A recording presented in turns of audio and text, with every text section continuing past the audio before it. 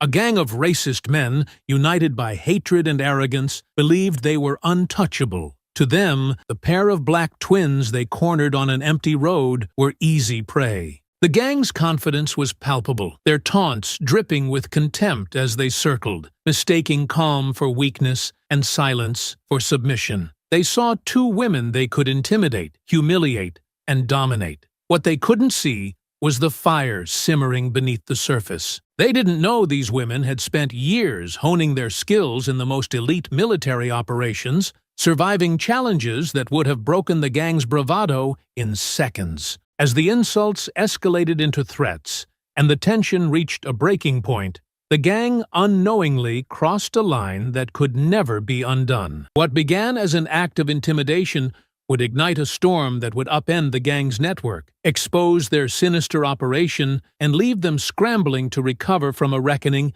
they never saw coming. Before we go any further, comment where in the world you are watching from, and make sure to subscribe. The afternoon sun cast a golden glow over the bustling city streets as Amara and Naomi strolled along the sidewalk. They rarely had time for moments like this, a chance to enjoy the peace of civilian life away from the endless chaos of missions and training. Clad in casual attire, the Johnson twins blended into the crowd, their confident strides and sharp eyes giving only the faintest hint of the warriors beneath. "It's been way too long since we had real downtime," Naomi said, adjusting the strap of her backpack. "You think we'll actually get through a day without some kind of emergency?" Amara smirked. "Doubt it. Trouble tends to find us, doesn't it?" Naomi chuckled, but her gaze lingered on a group of men loitering near a parked truck up ahead. Their shaved heads glinted in the sunlight, and their tattoo-covered arms were folded as they leaned against the vehicle, watching the twins approach. Amara noticed them too, her instinct kicking in. "Keep walking," she said under her breath. "I am," Naomi replied, her voice low, "but they're definitely looking for trouble." As the twins moved closer, the murmurs from the group grew louder. The men exchanged smirks and muttered comments that were loud enough to carry. Amara's shoulders tensed, but she kept her expression neutral. "They're baiting us," Naomi muttered. "Let them try," Amara replied, her tone cool but firm. As they passed, one of the men straightened and took a step forward, blocking their path. "Afternoon, ladies," he said, his voice laced with mockery. "What's the rush?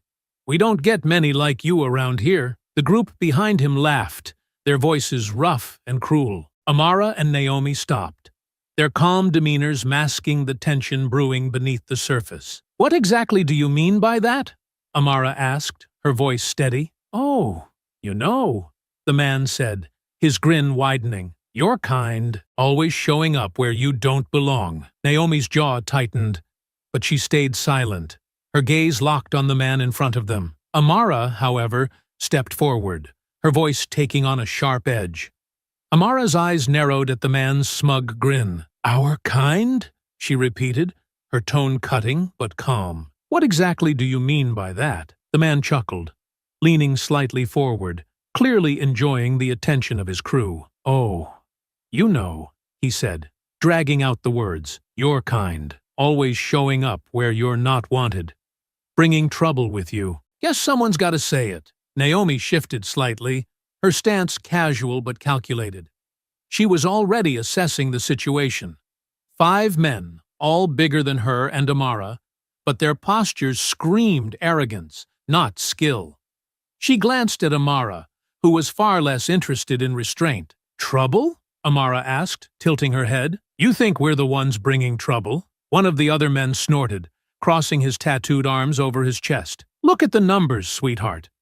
Crime's been going through the roof in this country, and guess who's responsible? You don't have to be a genius to figure it out." Naomi raised an eyebrow, her voice calm and deliberate. "And I'm guessing you think you've got it all figured out?" The leader's grin widened, emboldened by the murmurs of approval from his crew. "It's not hard to connect the dots. The statistics don't lie.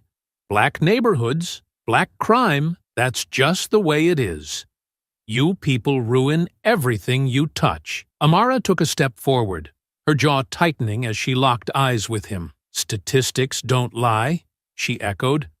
You sure about that? Or do you just cherry-pick the ones that make you feel better about yourself? The man's grin faltered, but he recovered quickly, his voice rising. Yeah, we've all seen the numbers. Theft, assault, murder. Your kind's at the top of every list. And here you are, acting like you're above it all. The hypocrisy hit like a slap, and Amara's lips curled into a humorless smile. So, let me get this straight, she said, her tone icy. You think people like us are the reason for all the crime in this country, while you stand here harassing strangers on the street, loitering, intimidating people? How's that any different? The man's face flushed red as his crew shifted uncomfortably behind him. One of them muttered, "They think they're clever." Naomi's gaze flicked to him before returning to the leader. Her voice was calm, but laced with sharp precision. It's ironic, isn't it? You're so quick to point fingers at everyone else, but what exactly do you contribute to society? What jobs do you have? What good do you do? The leader bristled, his fists clenching at his sides. Don't you dare turn this around on me, he growled. We're protecting this place. Protecting it from people like you who come in and destroy everything. Protecting it? Amara scoffed, taking another step forward. Her voice remained steady, but there was a dangerous edge to it now. Is that what you call standing around, picking fights with people who've done nothing to you? You're not protecting anything. You're just scared. Scared that the world is moving on without you. His face twisted with anger, but he quickly covered it with a sneer. You think you're better than us? That's the problem with your kind. Always acting like you're victims, like the world owes you something. Amara's eyes burned with quiet fury, but her tone remained steady. Victims? Don't twist this. You're the one crying about how unfair the world is because it's not the way you want it to be. And let's not forget, every word out of your mouth proves you're the problem, not the solution. Naomi stepped closer to Amara, her voice cutting through the tension like a blade. It's funny. You talk about crime statistics like you're some kind of expert, but I'd love to see the numbers on what your little gang contributes. How much theft? Extortion? Assault? Or do those crimes magically not count when you do them? The gang leader's smirk vanished, replaced by a scowl. He glanced back at his crew, searching for support, but they looked increasingly uneasy. The truth in Naomi's words hung heavy in the air. Watch your mouth, he snapped, his voice rising. You don't know who you're talking to. Amara stepped even closer, her posture calm but commanding. I know exactly who I'm talking to. A coward. A hypocrite. And if you don't want everyone on this street to see just how pathetic you are, I suggest you walk away now. The man's face flushed deep red, his fists trembling as he took an involuntary step forward. You think you're so tough, he snarled. Why don't you prove it? Amara didn't flinch. She stared him down, her voice dropping to a lethal calm. Trust me. You don't want to see what happens if we do. The tension crackled like a live wire, but no one moved yet. The gang members circled closer, their hands twitching at their sides. Naomi shifted slightly, her eyes scanning for the first sign of violence, ready to act if it came to that. But for now, the fight was held at bay, the air thick with the promise of what was coming next. The air between them bristled with tension, the gang's smug arrogance only growing as Amara's warning hung in the air. She stood firm, her tone unwavering. This is your last chance, Amara said, her gaze locked on the leader. Walk away. Now. The leader's smirk widened, his eyes narrowing as he took another step forward. You think you're in a position to be giving orders? He asked, his voice low and mocking. Nah, see, we don't walk away. That's not how this works. Naomi tilted her head slightly, studying him. And how exactly does it work? She asked, her voice calm but cutting. The man chuckled, gesturing to his crew, who stood around him like vultures circling a carcass. Simple. We keep things in line. People like you step out of place, and we make sure you remember where you belong. Amara's fists tightened at her sides, but she kept her voice steady. And who decided that was your job? The man leaned in slightly, his smirk twisting into something darker. "It's always been our job," he said, his voice dripping with disdain. "You think all this is random? We've got orders. We're not the only ones out here, and you're not the only ones we've dealt with. Every time someone like you shows up, thinking they can just walk around like they own the place, we make sure you know better." Naomi's gaze sharpened, the weight of his words settling in. "So, this is what you do," she said, her tone even.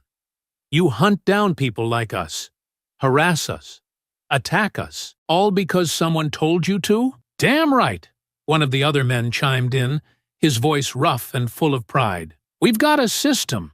No one's going to say it out loud, but everyone knows it needs to be done. People like you, you're ruining this country, and we're the ones cleaning it up." Amara let out a humorless laugh, shaking her head. "Cleaning it up?" she echoed, her voice sharp with disbelief. "You're a bunch of criminals standing on a street corner, harassing strangers. How exactly is that making anything better?" The leader bristled at her words, his smirk slipping for just a moment. "You don't get it," he spat. "You people, always playing the victim, acting like the world owes you something. Meanwhile, the rest of us have to deal with the mess you make." Naomi's jaw tightened, but her voice remained controlled. "You want to talk about messes?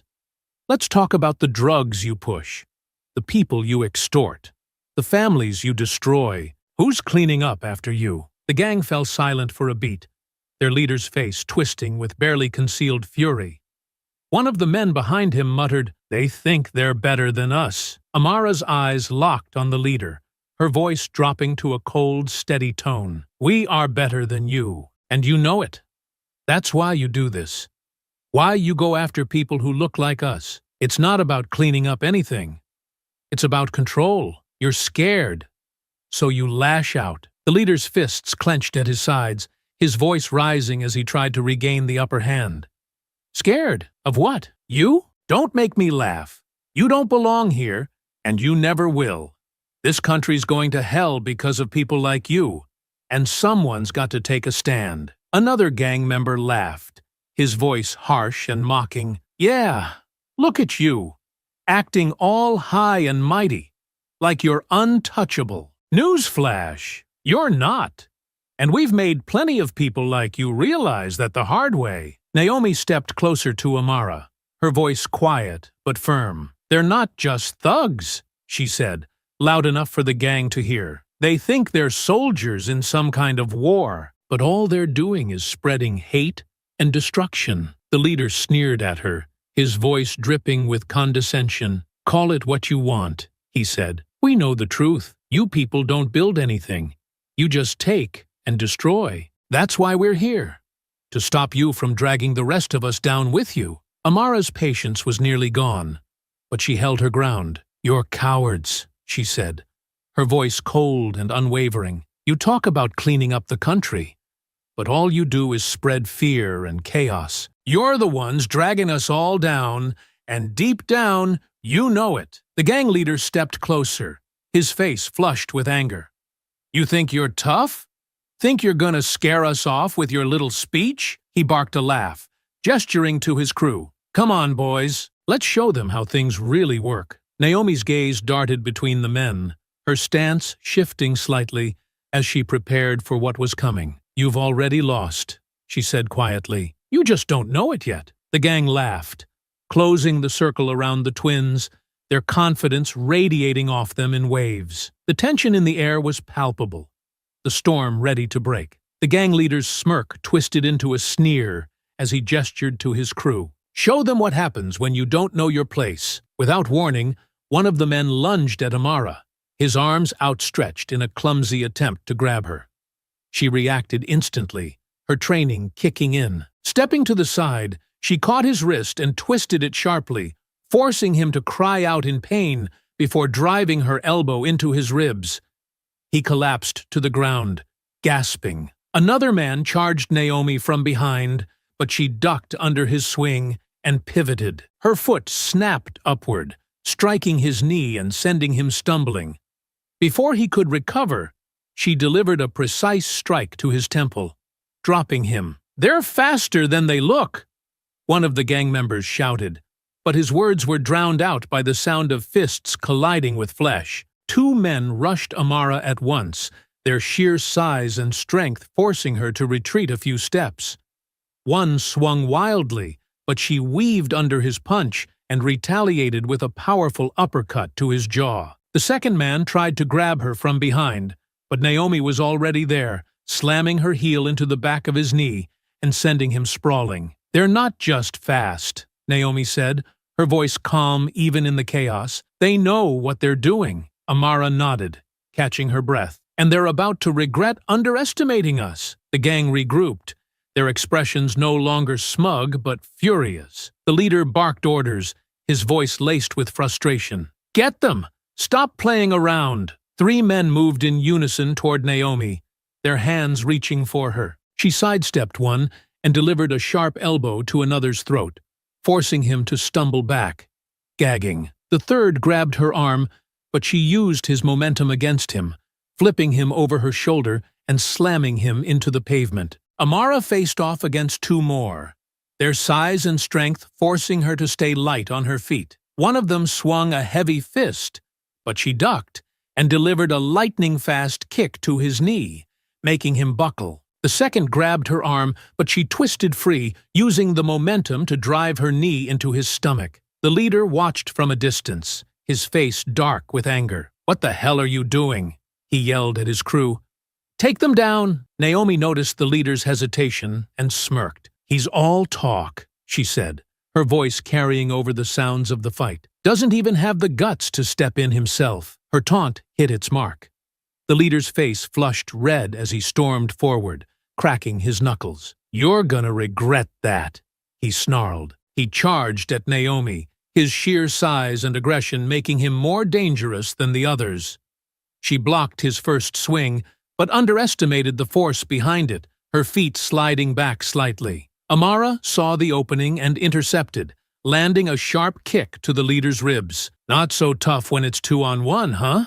Amara said, her voice mocking. The leader growled, lunging at both of them. Amara ducked under his swing while Naomi stepped in and delivered a precise punch to his kidney. The leader staggered but didn't fall, his anger making him more reckless. Meanwhile, the other gang members regrouped, surrounding the twins. "They can't keep this up forever," one of them muttered, glaring at the women. Naomi smirked, catching the man's gaze. "You'd be surprised." The twins moved in sync, their years of training and natural chemistry making them an unstoppable team. Amara blocked an incoming punch, deflecting it into Naomi's path, who landed a brutal strike to the attacker's nose. Naomi spun and knocked another man off his feet, giving Amara room to deliver a devastating kick to another's chest. The gang, despite their size and numbers, couldn't match the twins' speed, precision, and teamwork. The fight was brutal and relentless,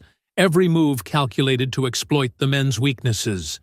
One of the men tried to grab Naomi from behind, but Amara's warning came just in time. "Behind you!" she shouted. Naomi ducked, grabbing the man's wrist and flipping him over her shoulder in one fluid motion. "Got him!" she said, her voice calm as she turned back to face the next opponent. The leader, now breathing heavily, staggered back, clutching his side. "You think this is over?"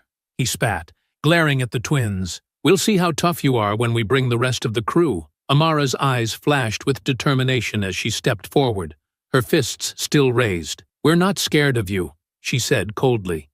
"You picked the wrong fight." The gang leader growled, but didn't make another move. His crew was battered and broken, some of them barely able to stand.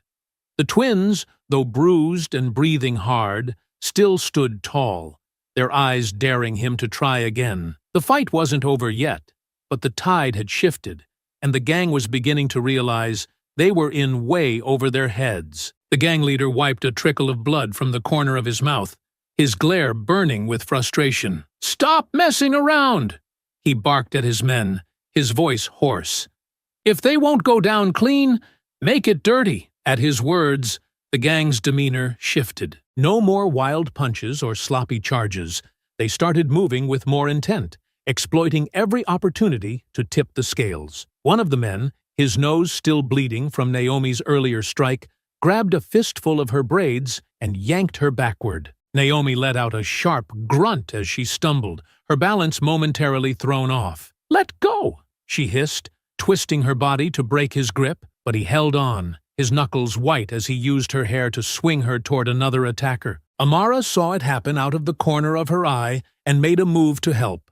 But two men cut her off. One of them feinted a punch, forcing her to dodge, while the other lunged and caught her by the arm, twisting it behind her back. "You're not so tough now, are you?"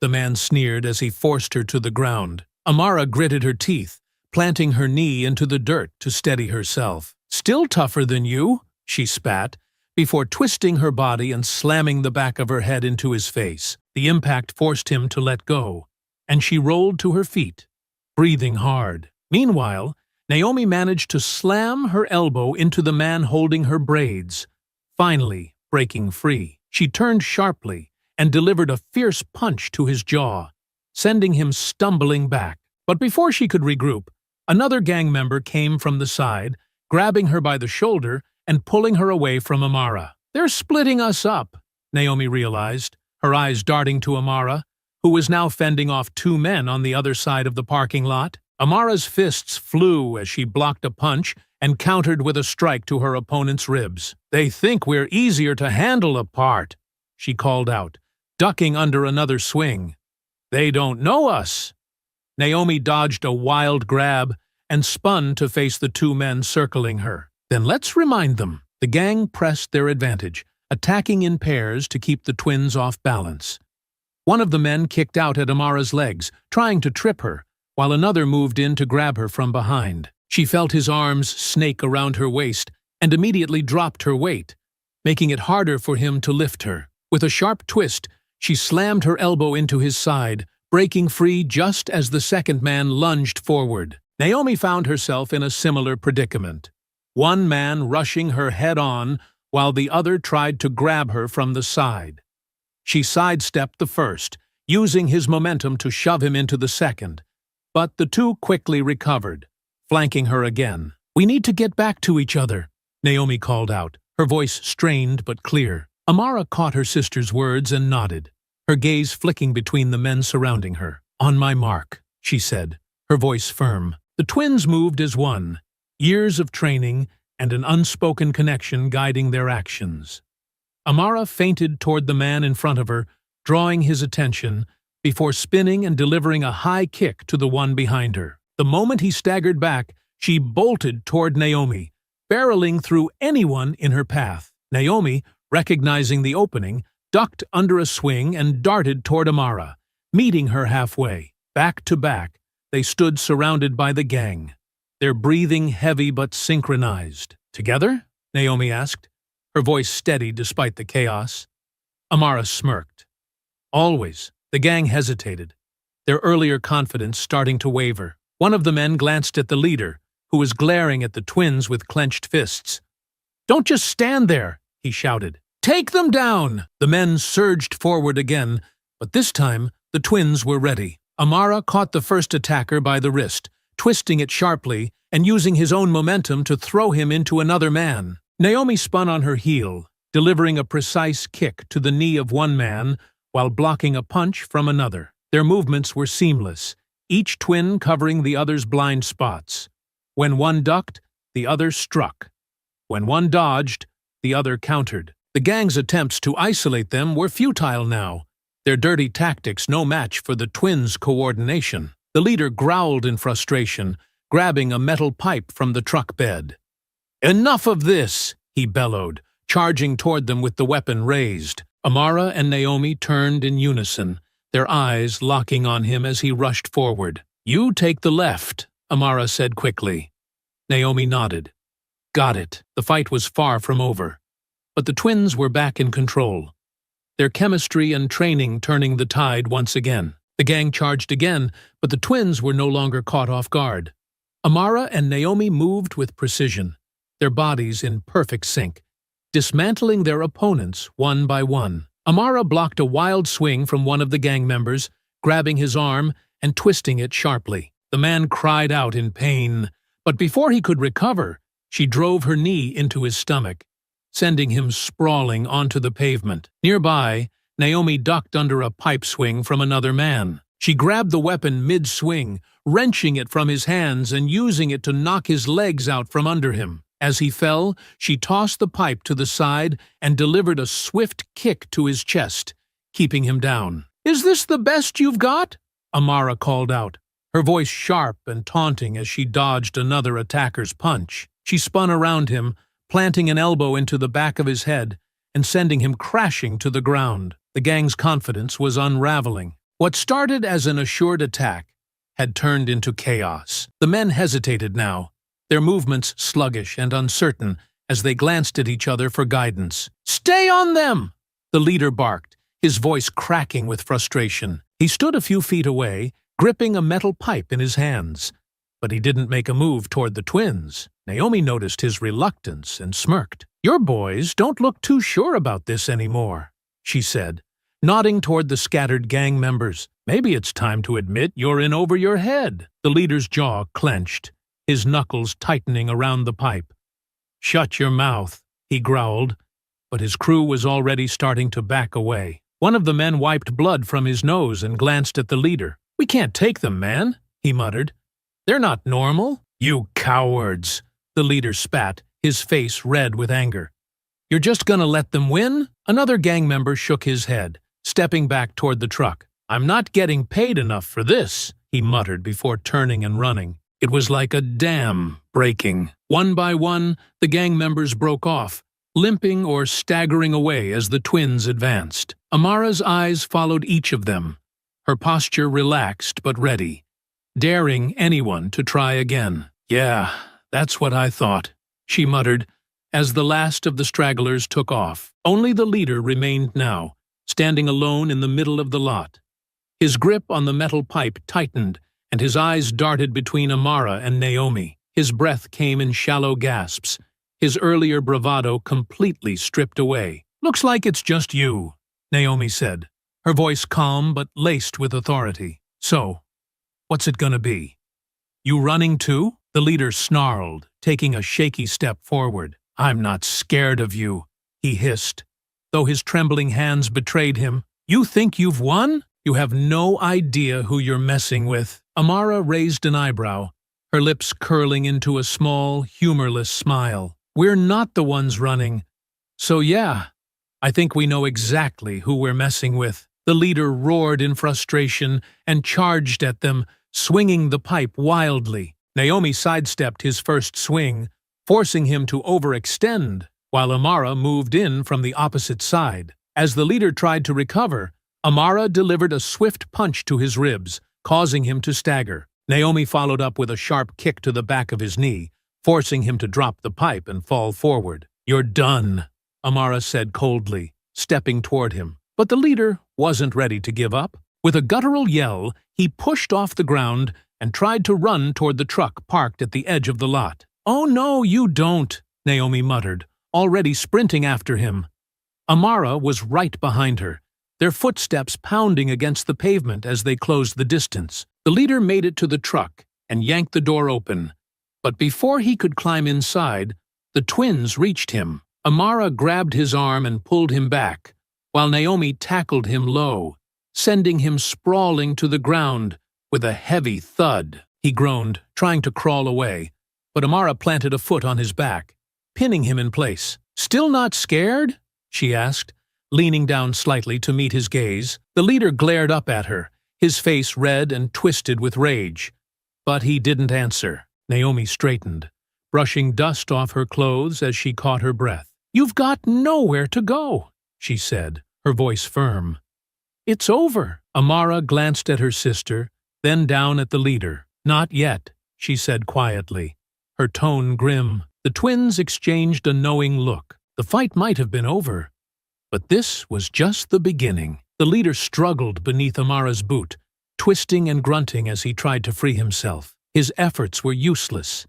Her weight held him firm against the cold pavement. Naomi stood nearby, her arms crossed, glaring down at him with an intensity that made the air feel heavier. "You're not going anywhere," Amara said coldly. Her voice carried an edge of fury, barely restrained after the chaos of the fight. "Start talking. Who are you working for?" The man spat onto the ground, his lips curling into a defiant sneer. "Screw you," he growled. Amara's eyes darkened, and she leaned down, pressing her boot harder into his back. "Wrong answer," she hissed. "Do you really want to test us right now? After what we just did to your crew?" Naomi knelt beside him, her voice sharp but steady. "We know this isn't just about your little group. You said you have orders. Who's giving them? What's the plan?" The man let out a bitter laugh, though it sounded hollow. "You think you can scare me? You've got no idea what you're dealing with." Amara crouched down, her face inches from his. "Then enlighten us," she said, her tone low and dangerous. "Because from where I'm standing, you're nothing but a coward leading a pack of idiots." The leader's smirk faltered, his defiance wavering under the weight of their stares. He hesitated, glancing around the empty lot, as if looking for an escape. "There's no one coming to help you," Naomi said, cutting through his silence. "It's just you and us, and we're not leaving until we get answers." The man sighed heavily, his body going limp under Amara's boot. "Fine," he muttered. "You want to know the truth? We're not just some random gang. We're part of something bigger. A lot bigger." Naomi exchanged a quick glance with Amara, her expression hardening. "Keep talking," she ordered. The leader shifted uncomfortably, his voice lowering as if speaking the words out loud made them more real. "We've got chapters everywhere. Different cities, different states. We're connected, organized, and we're doing what no one else has the guts to do." "And what's that?" Amara demanded. "Cleaning house," the man replied, his voice filled with venom. "We're taking back what's ours. Black neighborhoods, black businesses, they're spreading like weeds, choking out everything that's good about this country. So we're stepping in. We push them out, shut them down, make sure they know they'll never belong." Naomi's jaw tightened, her fists clenching at her sides. "You target entire communities," she said, her voice sharp with disgust. "Destroy lives, all in the name of your twisted ideology." The leader sneered. "Call it what you want. It works. Every time we move in, people scatter. They know better than to fight back." Amara's eyes burned with fury as she grabbed the collar of his jacket, yanking him slightly off the ground. "You think this is some noble mission? You're nothing but criminals hiding behind a lie. You talk about cleaning house, but all you're doing is spreading filth." The man grinned, blood staining his teeth. "Say what you want," he spat. "We've already made a difference. Your people are scared, and they should be." Naomi stepped closer, her voice deadly quiet. "Not anymore," she said. "You think you can keep doing this? You think no one will fight back? You're wrong." The leader chuckled weakly. "You're just two people. You can't take us all down. This isn't some small-time operation. We've got people in places you can't even imagine. The police? The courts? We've got connections everywhere. You think tonight was bad? This is nothing." The weight of his words settled over the twins like a cold shadow. Amara's grip tightened on his jacket, but her gaze flickered briefly to Naomi, who looked equally unsettled. "This isn't just about this city," Naomi said, her voice quieter now, tinged with realization. "It's a system. They've built an entire network to destroy us." Amara's lips pressed into a thin line as she released the man, letting him fall back to the ground with a thud. "Then we dismantle it," she said firmly, her voice hardening with resolve. Naomi nodded, her expression shifting from anger to determination. "Piece by piece," she said. The leader let out a bitter laugh, shaking his head. "You've got no idea what you're up against. You think you can stop this?" Amara knelt beside him one last time, her eyes blazing. "We don't think," she said. "We know." With that, she stood and motioned to Naomi. "Let's call this in. He's not the only one who's going to answer for this." The twins walked away, leaving the gang leader lying bruised and broken on the ground. But as they moved, the weight of the revelation lingered. This wasn't just about one fight. It was a war, and they were ready to fight it. The cold night air was silent as Amara and Naomi leaned against the hood of their car, the dim glow of a nearby street lamp casting long shadows across their faces. The adrenaline from the fight had worn off, leaving a heavy sense of unease in its place. The gang leader's words echoed in their minds, a chilling reminder of how deeply rooted the problem was. Naomi broke the silence first, her arms crossed tightly over her chest. "This isn't just about one group in one city," she said, her voice low.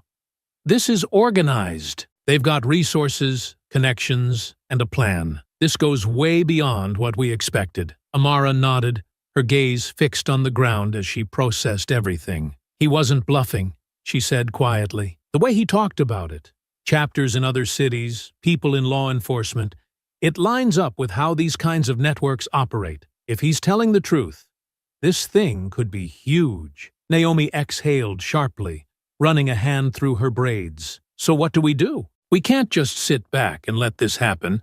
But if they've got cops in their pocket," her voice trailed off, the weight of the implication hanging in the air. Amara straightened, her jaw tightening. "Then we can't trust the system," she said firmly. "At least, not all of it. If we go to the wrong person, we could tip them off and make things worse." Naomi nodded reluctantly. "But we can't handle this alone either.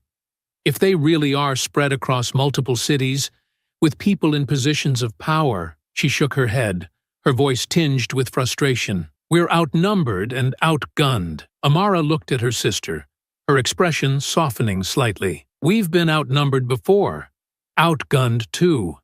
That's never stopped us. This isn't like the missions we've done," Naomi replied, her tone cautious. "This isn't about taking out one high-value target or securing one location. This is systematic. They're targeting black communities on purpose, tearing them apart from the inside. If we mess this up, the consequences could be devastating." Amara fell silent, her eyes narrowing in thought. She paced a few steps away, her boots crunching against the gravel, before turning back to Naomi. "We need intel," she said. "We need to know how deep this goes, who's involved, and where they're operating. If we can map out their network, we'll know where to hit them." Naomi arched an eyebrow. "And how exactly are we supposed to do that? We don't have access to intelligence systems anymore. And even if we did, this kind of operation isn't going to leave an obvious trail." Amara smirked faintly, the fire of determination flickering in her eyes. "We have our own skills, don't we? Recon, infiltration, interrogation. We've done it all before. We don't need an entire agency backing us. We just need a starting point." Naomi sighed, rubbing her temples. "Fine. Let's say we figure out where to start. What happens when we find something? Do we take it to the police? The feds? What if they're compromised, too?" Amara hesitated, the question hitting a nerve she wasn't ready to confront. "We can't assume everyone is compromised," she said slowly. "But we also can't trust anyone blindly. We'll have to vet whoever we bring in, test them." Naomi frowned, her skepticism evident. "And if we can't trust anyone, then we do it ourselves," Amara said bluntly. The weight of her words hung in the air, both sisters understanding the magnitude of what that would mean. Taking on an operation this large without backup was risky at best, and suicidal at worst. Naomi leaned back against the car, staring up at the dark sky. "You realize what's at stake, right?" she said softly. "If we go after them and fail, they'll come after us. And not just us. They'll retaliate against the people we're trying to protect. This isn't just about us anymore." Amara nodded, her expression grim. "I know, but if we don't do something, who will? We've seen what happens when people like them go unchecked. They'll keep spreading, keep destroying lives, and no one will stop them." Naomi sighed again, her mind racing with possibilities and risks. "We're going to need more than just a plan," she said finally. "We're going to need allies, and we're going to have to be careful about who we trust." Amara's gaze hardened, her resolve settling into place. "Then we start small," she said. "We work our way up the chain, piece by piece. We make sure we're ready before we make any big moves." Naomi nodded slowly, her earlier skepticism giving way to determination. "Fine," she said. "But we're doing this smart. No rushing in, no taking unnecessary risks. Agreed? Amara smirked faintly. Since when do I take unnecessary risks? Naomi gave her a pointed look. Do you want me to start listing examples? The tension broke slightly as Amara chuckled, shaking her head. Fair enough. Let's focus on the task at hand. We've got a lot of work to do. The twins climbed into their car, the weight of their mission settling over them like a heavy cloak. They didn't know where this path would lead. But one thing was clear. They wouldn't stop until the fight was won. The industrial district was eerily quiet. The faint hum of distant machinery, the only sound as Amara and Naomi parked their car in the shadows of a rusting overpass. The gang leader's earlier confession had left them with more questions than answers. But one thing was certain. They couldn't afford to wait. They needed to act. Naomi sat in the driver's seat, her eyes fixed on a rundown building across the street. A dilapidated warehouse with shattered windows and graffiti-covered walls. The twins had spent the last hour trailing one of the gang members who had fled the fight. And now they watched as he slipped into the warehouse through a side entrance. That's our guy, Naomi muttered, glancing at her sister. Amara leaned forward, her sharp eyes scanning the building. Looks like he's not alone, she said, nodding toward a faint glow coming from one of the upper windows. Shadows moved behind the glass, the faint outline of figures pacing back and forth. Naomi frowned, her grip tightening on the steering wheel. How many do you think? Hard to say, Amara replied, her tone calm but focused. But if he came here after the fight, this place might be important. Could be a meeting spot or a stash house. Naomi nodded, her mind already racing with possibilities. Then we need to get inside and see what they're up to. Amara smirked faintly. Recon first, remember? We don't rush in blind. Naomi rolled her eyes but couldn't help the small smile that tugged at her lips. I know. You'd think I was the one who needed reminding. Amara chuckled quietly as they exited the car, moving silently across the street. The twins stuck to the shadows, their years of training allowing them to blend seamlessly into the darkness. They reached the side of the warehouse, pressing their backs against the cold metal wall. Amara tilted her head toward the side entrance the gang member had used. That's our way in, she whispered. Naomi nodded, peeking around the corner to ensure the coast was clear. Looks quiet, she said, but let's not take any chances. The twins moved in unison, Naomi taking point as Amara covered her. The side entrance creaked slightly as Naomi eased it open, but the noise was swallowed by the hum of machinery inside. The interior of the warehouse was as grimy and chaotic as its exterior suggested. Stacks of broken crates and rusted machinery littered the floor, creating a labyrinth of makeshift hiding spots. Voices echoed from deeper inside, rough and agitated. I told you! They took out Greg's crew, one voice hissed. And I'm telling you, Greg's crew was a joke, another voice replied louder. You think a couple of chicks are gonna take us down? Get real! Naomi and Amara exchanged a glance, their eyes narrowing. The voices were coming from an open area near the center of the warehouse, where a group of gang members stood gathered around a table. A crude map was spread out before them, illuminated by a single dangling light bulb. We're moving the next shipment to the docks tomorrow, one of the men said, jabbing a finger at the map. And after that, we're hitting those new businesses on the east side. Gotta remind them who's in charge. Naomi's jaw tightened, her hand instinctively clenching into a fist. Amara placed a steadying hand on her shoulder, silently urging her to stay calm. Don't worry about Greg's mess, another man said, leaning back against a stack of crates. The higher-ups already know about it. They're sending reinforcements from the next chapter. We'll squash this before it becomes a problem. Reinforcements, Naomi whispered, her voice barely audible. Amara's eyes narrowed as she listened. The gang's operation was bigger than they'd imagined. Organized, coordinated, and relentless. One of the men glanced toward the entrance, his voice dropping. Just keep your mouth shut about the cops. If word gets out, we're done for. Naomi stiffened, her mind racing. The leader hadn't been bluffing about their connections. Amara tapped Naomi's arm, signaling her to retreat. They had heard enough. The twins moved silently back the way they had come, slipping out of the warehouse and into the cool night air. Once they were safely back at the car, Naomi let out a sharp breath, her frustration evident. "They're planning another hit," she said, her voice tight. "And reinforcements? How big is this thing?" "Big enough," Amara said grimly. "But now we know where they're going to be. The docks are our next move." Naomi frowned, her gaze distant as she pieced together their next steps. "We're going to need more than just a plan," she said finally. "If they've got reinforcements coming, we'll need to be ready for a fight." Amara nodded, her expression resolute. "Then we hit them before they're ready. Tomorrow, we take the docks." The next day, the early morning mist hung low over the docks, casting an eerie silence over the area. Amara and Naomi crouched behind an abandoned forklift, their sharp eyes scanning the maze of shipping containers. A faint glow from a few dim lights illuminated the gang's makeshift staging area, where several men were huddled together, their voices low but agitated. "That's the target," Naomi murmured, pointing to a group of containers marked with faded gang insignias.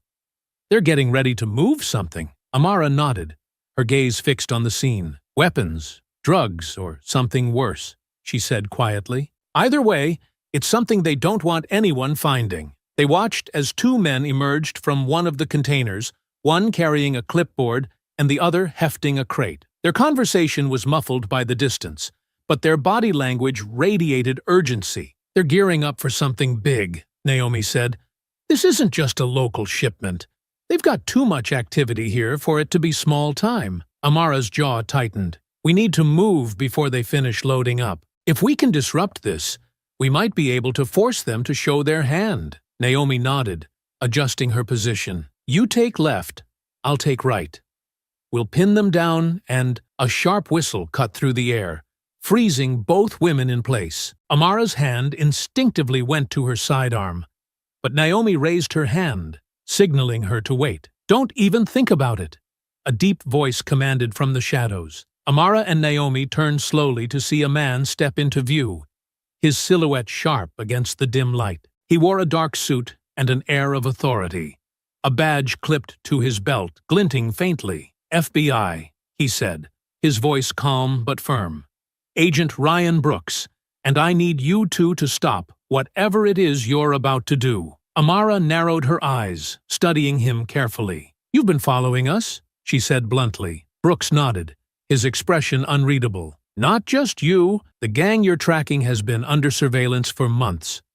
We're in the middle of an operation, and you're about to ruin it." Naomi crossed her arms, her skepticism clear. "Ruin it? We're the only reason these guys are scrambling right now." "You're welcome." Brooks smirked faintly, though his tone remained serious. "I'll give you credit where it's due. You've shaken them up, but if you keep going, you'll blow this whole thing wide open, and they'll scatter." "That's not how we win." Amara stepped forward, her posture defensive. "And how exactly do you plan to win? These guys are organized, dangerous, and tearing apart entire communities.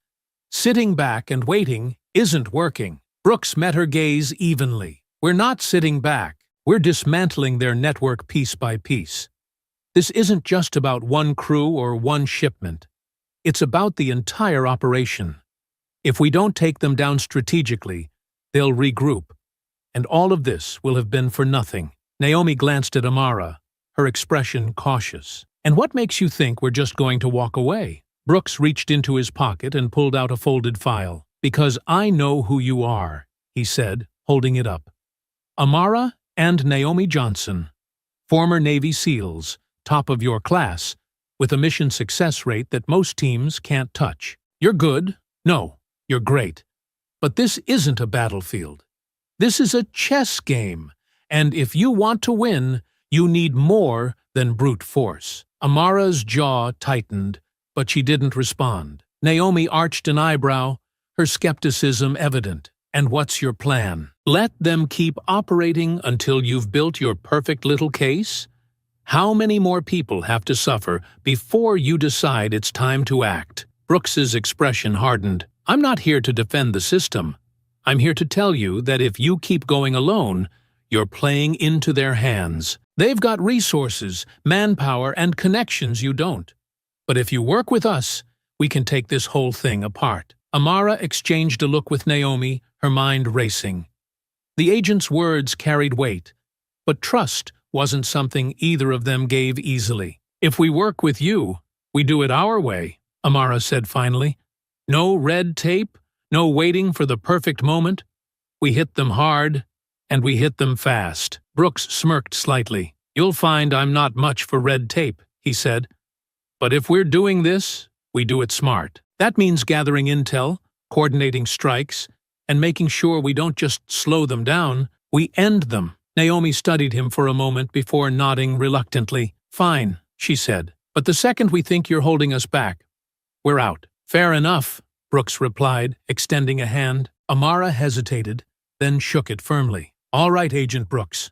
Let's see what you've got. The tension eased slightly as the twins lowered their guard, but the fire in their eyes remained. They had a new ally, but the fight was far from over. The next morning, the twins found themselves sitting across from Agent Brooks in a nondescript FBI safe house. The room was stark and utilitarian, with little more than a table, a few chairs, and a whiteboard covered in maps and documents. Brooks stood by the board, marker in hand, as he explained the gang's operations. This is what we've mapped so far, he said, pointing to a sprawling diagram that linked cities, names, and supply routes. The network spans across 6 states, with at least 4 major hubs we've identified. Each hub manages smaller cells like the one you encountered last night. Amara leaned forward, her eyes narrowing as she scanned the diagram. What about leadership? Who's calling the shots? Brooks tapped a photo pinned to the corner of the board. A grainy image of a middle-aged man in a tailored suit. Martin Kane, he said. He's the head of the operation. Officially, he's a real estate developer with holdings in multiple cities. Unofficially, he's the one funding and directing this entire network. Naomi crossed her arms, her gaze sharp. And he's untouchable, I assume, for now, Brooks admitted. We've been gathering evidence to link him to the network. But he's careful. He uses intermediaries to handle everything. Keeps his hands clean. Amara glanced at Naomi, her expression grim. So, what's the plan? You want us to help you build a case against him? Brooks shook his head. Not yet. Right now, we need to cut off his resources. If we disrupt their operations, it'll force Kane to come out of the shadows. The docks were a key point in their supply chain, but they've got other locations we need to hit. He stepped aside, revealing a list of addresses and timestamps. These are their next targets. We've identified 3 safe houses and a warehouse they use to store weapons and cash. If we take them out, we'll cripple their ability to move supplies and fund their operations. Naomi frowned, her skepticism evident. Sounds like a solid plan on paper, but how do we know we're not walking into a trap? If they know we're coming, they'll have reinforcements waiting. Brooks nodded, acknowledging her concern. That's where you come in. You two have the skills to get in and out without being detected. We'll provide support, but the groundwork will be up to you. We need eyes on these locations before we move. Amara leaned back in her chair, considering his words. And if we find evidence that links these places back to Kane, then we'll move fast, Brooks said. The goal is to hit them hard enough to destabilize the network, but precise enough to leave a trail that leads back to him. Naomi exchanged a glance with Amara, her expression a mixture of resolve and caution. All right, she said finally, but we're not just following orders here. If we see an opportunity to take them down, we're taking it. Brooks smirked faintly. Fair enough. Just don't blow the whole operation in the process. The twins spent the next few hours poring over the details of the targets, memorizing layouts and potential escape routes. By the time they left the safe house, the sun was dipping low on the horizon, casting long shadows across the city. Their first target was a safe house on the outskirts of town, a nondescript apartment building that blended seamlessly into the neighborhood. Brooks's intel suggested it was used to store weapons and distribute orders to local cells. Looks quiet, Naomi said, as they approached the building, keeping to the shadows. Too quiet, Amara replied, her eyes scanning the area. Let's stick to the plan. Get in, confirm their activity, and get out. The twins moved like ghosts, slipping through the alleyways, until they reached the back of the building. Naomi picked the lock on the service door with practiced ease, and they slipped inside. The interior was sparse and dimly lit, the air heavy with the scent of stale cigarettes. Amara led the way, her steps silent as she moved toward the sound of voices coming from one of the rooms. "Shipment's delayed," a man was saying, his tone irritated. "We've got to reroute through the east side." "Yeah, well, tell that to the boss," another voice replied. "He's not going to be happy about this." Amara held up a hand, signaling Naomi to stop. The twins pressed themselves against the wall, listening intently. "We'll make it work," the first man said, "but we've got to keep a tighter leash on the locals. The heat's getting too close. Last thing we need is another screw-up like at the docks." Naomi's lips tightened into a thin line. She glanced at Amara, who nodded. They had heard enough. The twins retreated as quietly as they had entered, slipping out into the night undetected. Back in the car, Amara exhaled slowly, her mind racing. "They're moving faster than we thought," she said. "If we don't hit these places soon, they'll adapt." Naomi nodded, her jaw set. "Then we don't give them the chance. We hit them tonight." Amara smirked faintly. "Just like old times." "Exactly," Naomi said, starting the engine. "Let's finish what we started." The safe house was their first target of the night, but it wasn't going to be the last. Amara and Naomi sat in the back of an unmarked van parked 2 blocks away, reviewing the plan with Agent Brooks. The atmosphere was tense, but the twins remained focused, their expressions sharp and unreadable. "Remember," Brooks said, pointing at the map on the tablet in front of them, "the safe house is likely to have at least 4 people inside, but we can't rule out more. We'll have backup staged nearby, but this is your operation. We need eyes on the interior before we move in." Naomi nodded, tucking a pair of wireless earpieces into her ears. "We'll go in quiet," she said. "Confirm the layout, secure intel, and signal you to move in if necessary." Amara adjusted the strap of her tactical vest, checking her gear. "If we find anything connecting this place to Kane, we'll grab it and get out. No unnecessary risks." Brooks gave them a tight nod. "Good. The team will be on standby. Stay sharp." The twins exited the van and moved through the quiet residential neighborhood with practiced ease, their dark clothing blending seamlessly into the shadows. They approached the rear of the apartment building, the soft glow of a single light spilling out from one of the windows on the second floor. Naomi picked the lock on the service entrance in seconds, and they slipped inside. The building's interior was silent, save for the faint hum of a refrigerator down the hall. They moved in tandem, their footsteps silent as they made their way toward the source of light. The safe house wasn't heavily fortified, but the twins knew better than to let their guard down. Voices drifted from the second-floor apartment. Amara motioned for Naomi to cover her as she crept closer, pressing her ear to the door. "They want everything moved out by morning," a man's voice said. "Boss doesn't want to take any chances after what happened at the docks." "Figures," another voice replied. "We're sitting on a gold mine here. If they find this place, it's over." Amara's eyes narrowed, her mind racing. The gang was spooked, but they weren't retreating. They were consolidating. She motioned to Naomi, who nodded and slipped around to the fire escape. Within moments, Naomi had scaled the metal frame and positioned herself outside the window, peering in. She held up 2 fingers, signaling 2 men in the room. Amara mouthed, "Ready?" Naomi nodded, her grip tightening on the handle of her baton. Amara counted down with her fingers.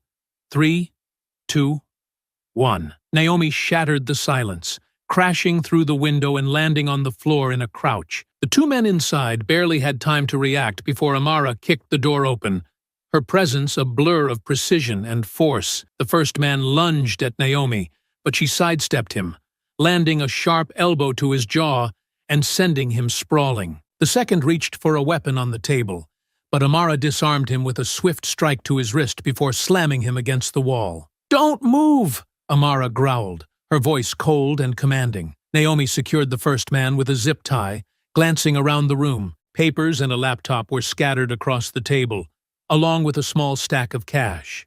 She grabbed the laptop, shoving it into her bag. "Where's the rest of your crew?" Amara demanded, tightening her grip on the man pinned against the wall. The man sneered. blood trickling from the corner of his mouth. "You think this changes anything?" he spat. "We'll just rebuild.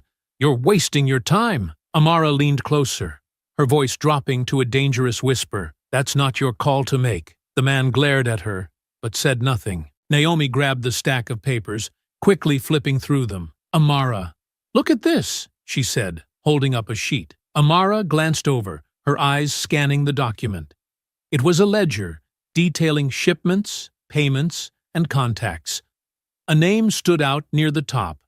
Martin Kane. "This is it," Amara said, her voice tense. "This ties the safe house directly to him." Naomi nodded, slipping the papers into her bag. "Let's go before backup arrives." The twins moved quickly, leaving the two men restrained and unconscious as they slipped out the way they came. Back at the van, Agent Brooks greeted them with a look of relief. "What did you find?" he asked. Amara handed him the ledger, her expression grim. "Enough to put Kane on the radar.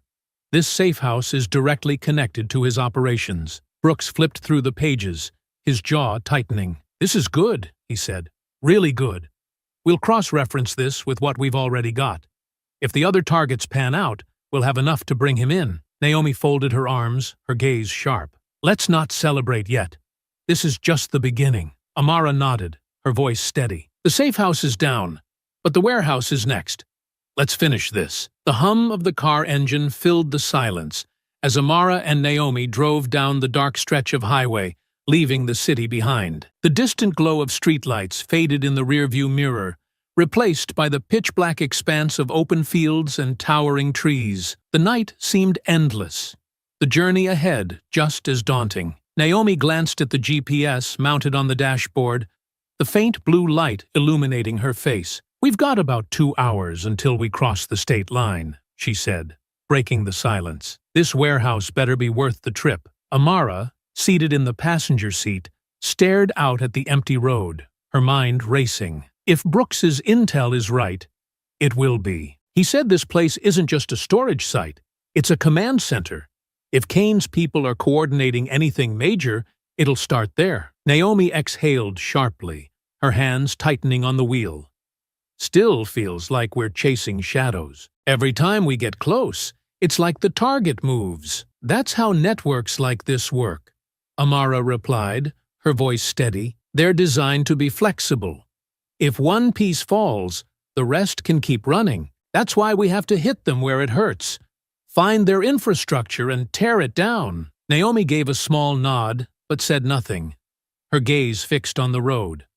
The weight of their mission hung heavily between them, the enormity of what they were facing pressing down on both of them. After a long pause, Amara leaned forward, pulling the laptop from the bag at her feet. She opened it, her fingers moving quickly across the keyboard as she accessed the files they'd recovered from the safe house. "These documents," she began, her brow furrowing as she scrolled through pages of data. "It's not just shipment logs and payment records.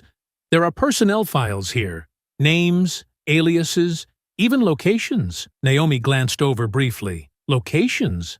As in other hubs?" Amara nodded, her eyes scanning the screen. "Looks like it. This warehouse we're heading to, it's not just storing weapons or cash.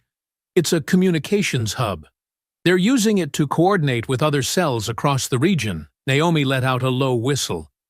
"So, if we take this place down, we cripple their ability to operate," Amara finished. "At least in this area.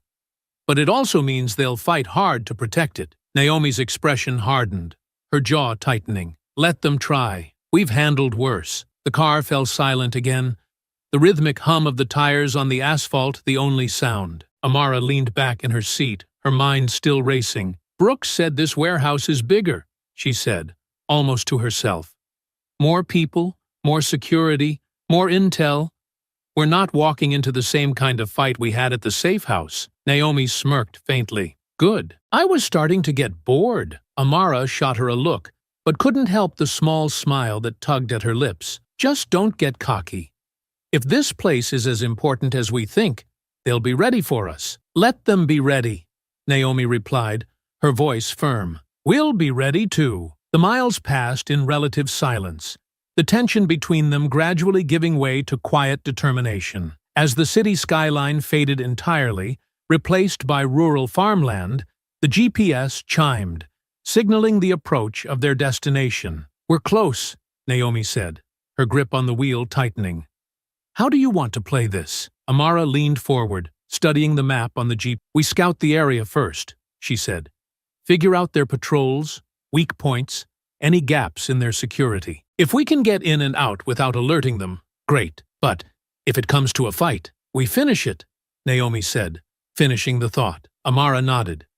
"Exactly." As they neared the town where the warehouse was located, the terrain began to shift. The fields gave way to industrial buildings and wide-open lots, the faint hum of activity in the distance. Naomi pulled into a small, run-down motel just off the highway, parking the car in a shadowed corner of the lot. "This'll have to do for now," she said, shutting off the engine. Amara climbed out, stretching as she surveyed the area. The motel was as nondescript as they came.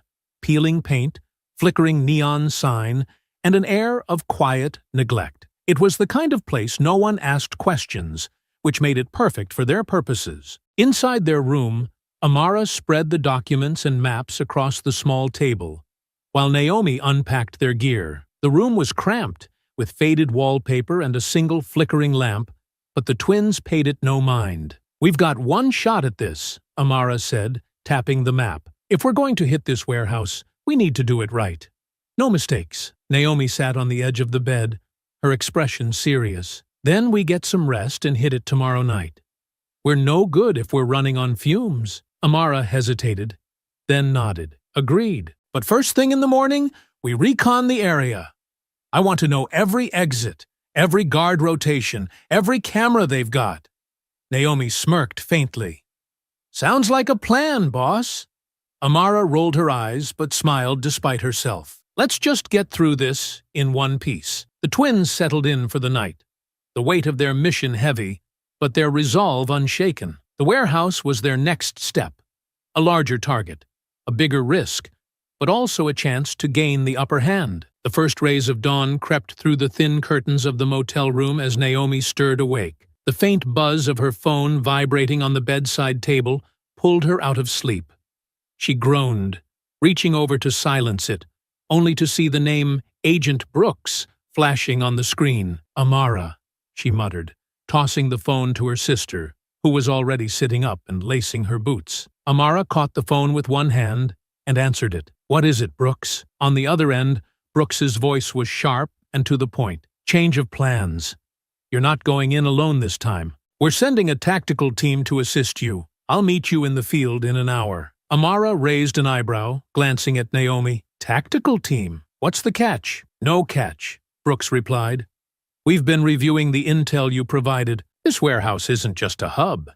It's one of the largest distribution points in the region. If we hit this place hard, we'll deal a significant blow to the network. But you'll need the firepower to do it right." Amara sighed, rubbing the bridge of her nose. "All right, but we call the shots once we're on site." "Agreed," Brooks said. "See you soon." Amara hung up and set the phone down, her expression thoughtful. "Tactical team?" Naomi asked, tying her braid back. "Looks like we're not flying solo this time," Amara said. "Brooks thinks this place is too big to take down without backup." "Can't say I disagree," Naomi shrugged, slinging her bag over her shoulder. "As long as they stay out of our way, I'm fine with it." The two packed their gear quickly and headed out, the chill of the early morning air biting at their skin as they loaded into their car. The drive to the rendezvous point was quiet, both sisters mentally preparing for what lay ahead. When they arrived, they found a black SUV parked discreetly near the edge of a wooded area that overlooked the warehouse.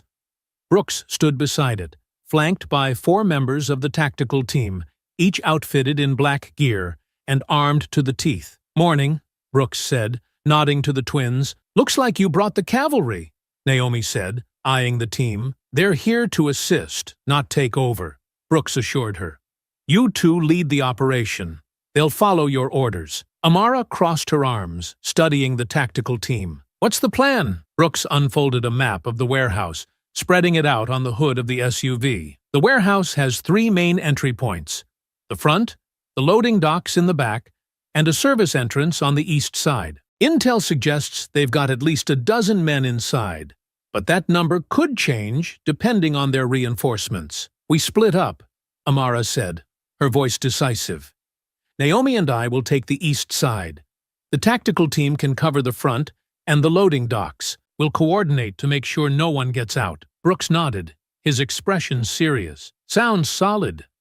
Once we're inside, we'll secure the intel and neutralize any resistance. This isn't a smash and grab.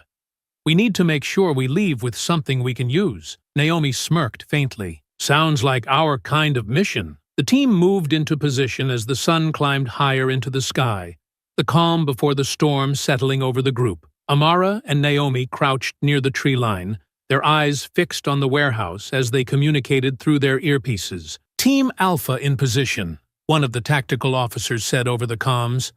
Team Bravo ready, another voice chimed in. East side ready, Amara said, glancing at Naomi, who gave her a nod. Copy that, Brooks said. On my mark. The seconds ticked by like hours, the tension palpable as the teams awaited the signal. Finally, Brooks's voice came through the comms.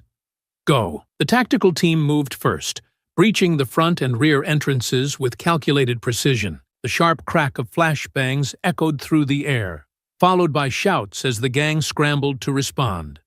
Amara and Naomi slipped through the east side service door, their movements silent and deliberate. The interior of the warehouse was massive, the towering shelves packed with crates marked with gang insignias. 2 gang members appeared in the hallway ahead, their weapons drawn. Naomi took the lead, disarming the first man with a swift strike to his wrist, before slamming him into the wall. Amara followed, delivering a knockout punch to the second before he could react.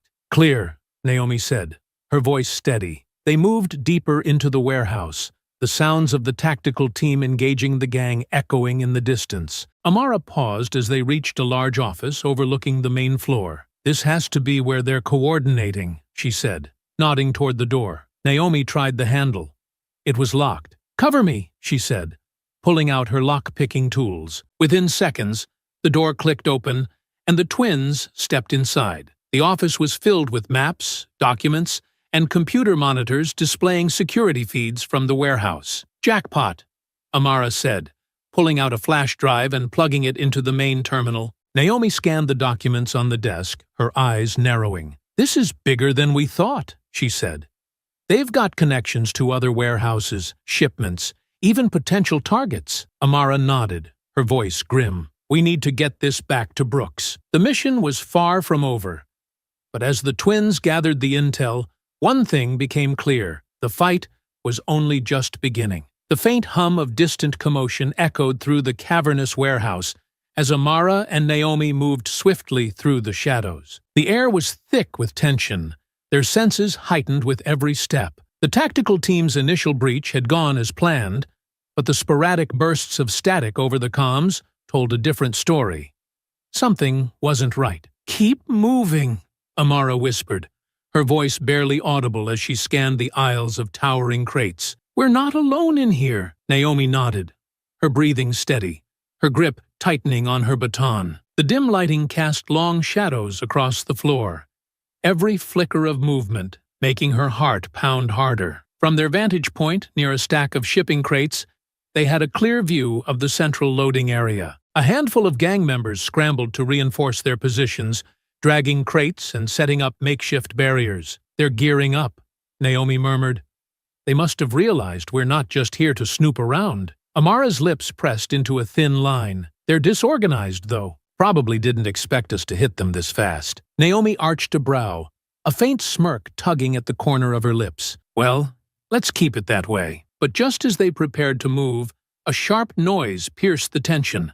A clatter of metal as something fell to the floor on the far side of the warehouse. The twins froze, their eyes darting toward the source of the sound. That wasn't us, Naomi said under her breath. Amara's gaze swept the shadows, her body tensing. And it wasn't Brooks's team either. The sound of hurried footsteps followed, faint but deliberate. The gang was closing in, their movements calculated now. Something's wrong, Naomi muttered. Static crackled over their earpieces, followed by a strained voice. Team Alpha, Encountering resistance at the main entrance. We're taking fire. Amara tapped her comm. What about Bravo? No response. Just more static. The air felt heavier now, the tension suffocating as the twins realized they were being herded. The sporadic gunfire in the distance served as a grim reminder that the tactical team was engaged, and no help was coming anytime soon. We need to find another way out, Amara whispered, motioning for Naomi